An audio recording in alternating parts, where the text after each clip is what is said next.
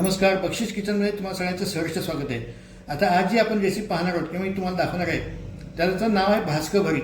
त्यासाठी आपण 3 वांगे घेतलेत, 2 जळगाव घेतले, काळं घेतले, 5-6 कांदे जे आहेत ते भाजून घेतले, डायरेक्ट गॅसवरती भाजलेत, कोथिंबीर घेतली आहे, 5-6 मिरच्या घेतल्यात. याचं प्रमाण जे आहे तुमच्या चवीप्रमाणे तुम्ही घेऊ शकता.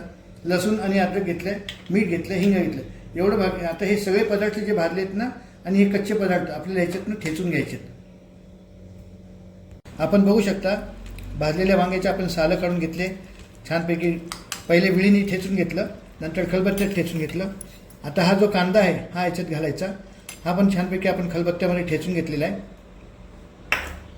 हे अद्रक लसूण हिरवी मिरचीचा ठेचा तो पण ठेचून घेतलेला आहे. नंतर कोथिंबीर कढीपत्ता ते पण ठेचून घेतलेलं आहे. हे आपण सगळं आता ह्याच्यात टाकूयात.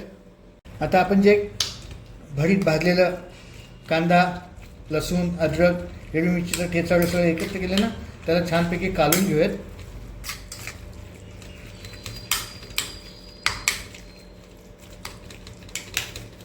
आता ह्याच्यामध्ये आपल्याला जे आहे ते थोडासा कच्चा हिंग घालायचा आहे चवीपुरता. एक अर्धा चमचा टाकला आहे आणि चवीपुरतं आपल्याला जे आहे ते मीठ फिरवायचं आहे. हे तुमच्या चवीप्रमाणे तुम्ही घेऊ शकता. मीठ आपण बघू शकता आपलं भाजलेलं वांग्याचं भरीत तयार, भास्कर भरीत तयार झालेले. आता हे जे आहे ते आपण ह्या दह्यासोबत खाऊ शकतो, भाकरीसोबत खाऊ शकतो, दही टाकून खाऊ शकतो, भाकरीसोबत पोळीसोबत भातासोबत पण खाऊ शकतो. खूप छान लागतो.